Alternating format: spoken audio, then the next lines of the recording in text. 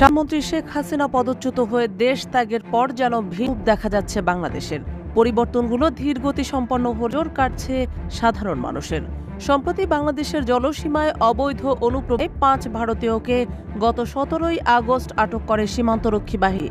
এসব ভারতীয়কে ছাড়িয়ে রবিবার ও সোমবার বিজিবির সঙ্গে একাধিক বৈঠক করে ভারতের বিএসএফ, কিন্তু তা সত্ত্বেও তাদের বিজিবি।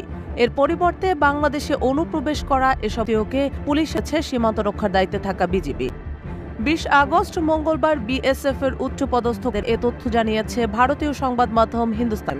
বিএসএফ এর এক কর্মকর্তা বলেছেন, বাংলাদেশের বর্তমান রাজনৈতিক পরিস্থিতির কথা উল্লেখ করে ভারতীয় নাগরিকদের ছাড়তে বাংলাদেশের অস্বীকৃতি জানিয়েছে।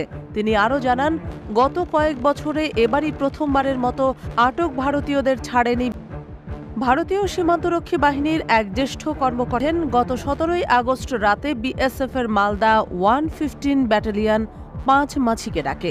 ওই সময় গঙ্গা নদী চলাচল করা হচ্ছিল। ওই গরুগুলো উদ্ধারের জন্য ৫ মাছিকে ২টি নৌকায় করে পাঠানো হয়। ওই সময় মাছিরা গিয়ে দেখতে পায় গরুগুলোকে ভাসমান কলা গাছের সঙ্গে বেঁধে রাখা হয়েছে।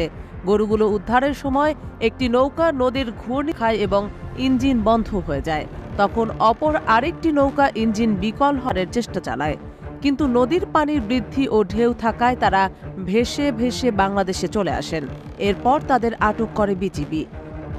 মাছিকে ছাড়িয়ে নিতে বিজিবির সঙ্গে তাৎক্ষণিকভাবে যোগাযোগ করে বিএসএফ, কিন্তু বিজিবির জওয়ানরা তাদের ছাড়তে অস্বীকৃতি জানায়। এরপর পতাকা বৈঠকের আহ্বান জানানো হয়। বিএসএফ বিজিবিকে বোঝানোর চেষ্টা করে আটককৃত মারাই নিয়োগ করেছিল, কিন্তু বিজিবি তাদের ছাড়েনি। এর বদলে ওই ভারতীয়দের পুলিশের কাছে তুলে দেওয়া হয়।